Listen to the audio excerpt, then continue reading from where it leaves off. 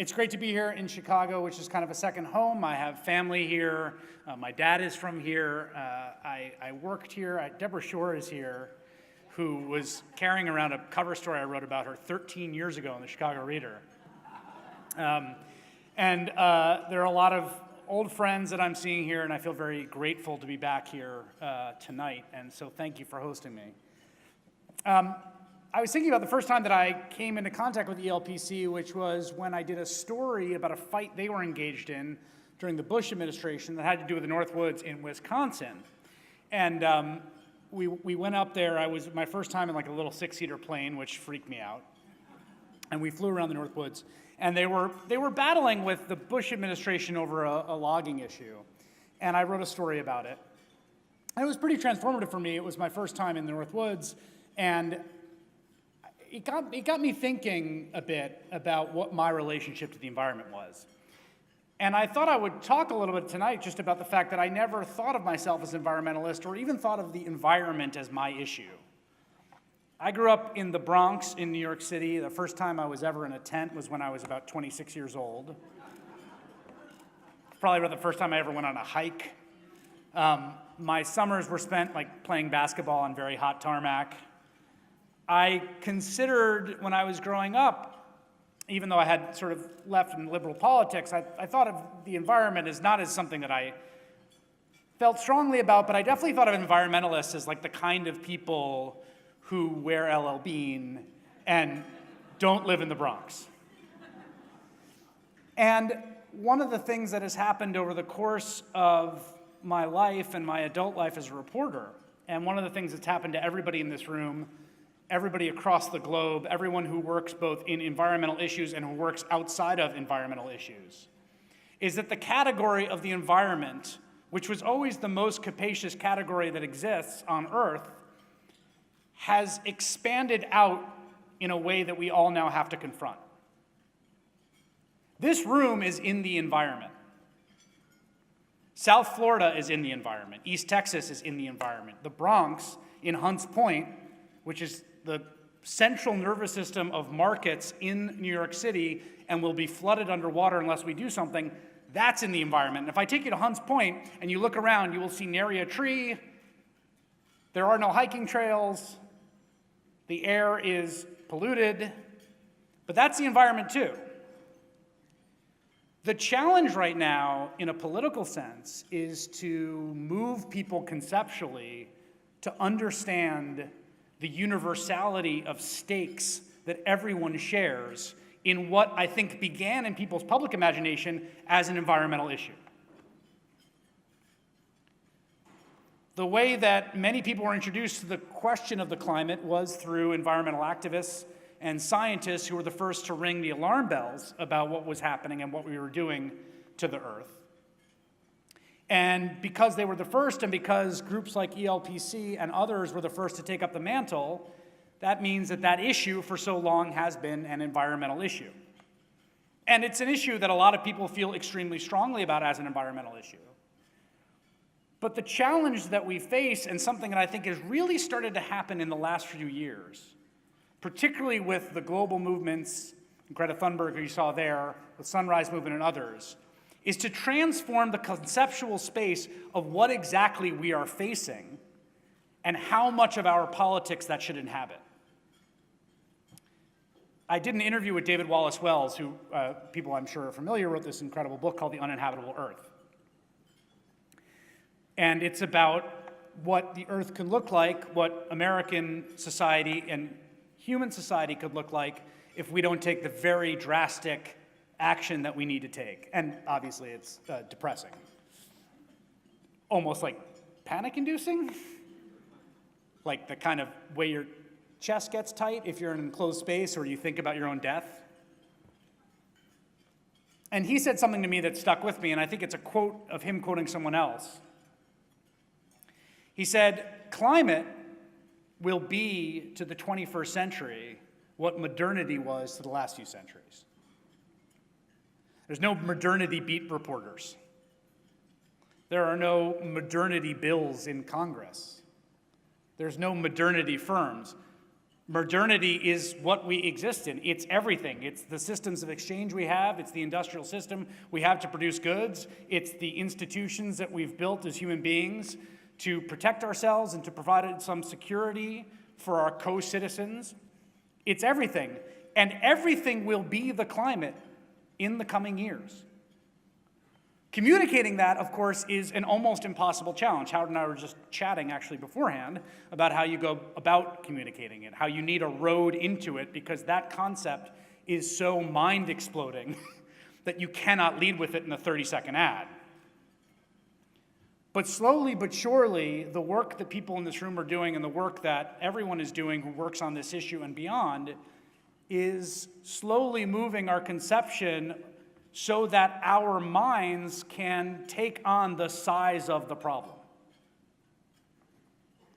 The problem that we face is civilizational. The harm that we have already caused the one Earth that we have is, of course, unprecedented.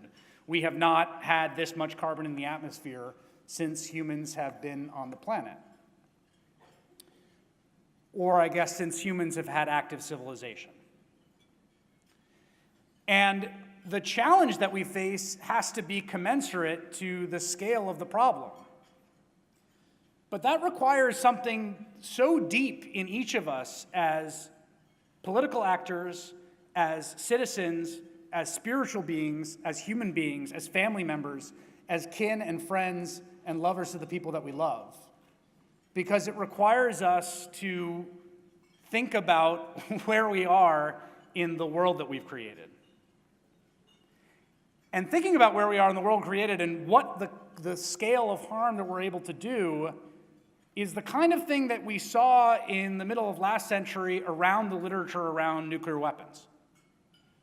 When you go back and you look at that literature, which I've been looking at recently precisely because of this, there is, of course, an existential dread that hangs all over it.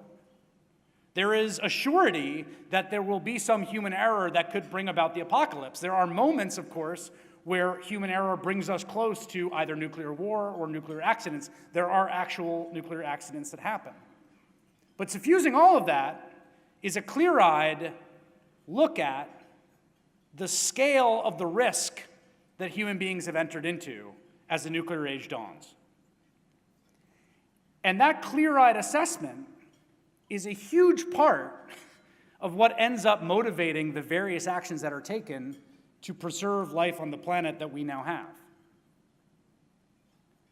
It's easy, I think, to think about the existential challenge and be resigned, but that existential challenge, which of course still exists, was met by thousands and hundreds of thousands of nameless people in the federal bureaucracy and theorists and technicians and engineers who created a modern system that took us from the precipice of extinguishing life on Earth to a far, far more secure present. And that work was done incrementally. It was done behind the scenes. It was done through politics. It was done through media. But it was done. We're here, honestly, because of it. When I think about the climate, I think a lot about the Nelson Mandela quote that it is always impossible until it's done. And I know that everyone in this room has seen little examples of that. I know that when I was growing up, you never saw windmills when you drove around in the Midwest. And I know when I was growing up, people on my block didn't have solar power. And I know when I was growing up, there weren't mass global student strikes of people in dozens and hundreds of countries around the world walking out of their schools to demand that we encounter the challenge that we face. There is, to me, something thrilling about this moment because of just how large the scale of the problem is. In the same way that we are out past the boundaries of carbon that's been in the atmosphere, we're out past the boundaries of what humans have done before. We are in a rocket ship headed to the moon. We are spinning out into space. We're out past the frontier of what's known, because what we're all going to have to do in this room and in every room across the country and in every room across the planet is come together to solve this problem that is bigger than any problem that's ever been solved before. And in that, I find something thrilling and ennobling. that each of us in this moment has a true purpose. And that purpose is the most profound purpose a human being can have on this planet. That purpose is to vouchsafe for our children and our grandchildren and our kin not yet born out into the future a world that they can call home. And there is no greater cause that a human being can be called to. And so what's terrifying about this moment to me is also what is inspiring, what's weirdly beautiful, is that each of us, and everyone in this room knows what this purpose is, each of us are called to live up to the moment that we find ourselves at this hinge of history to preserve the planet.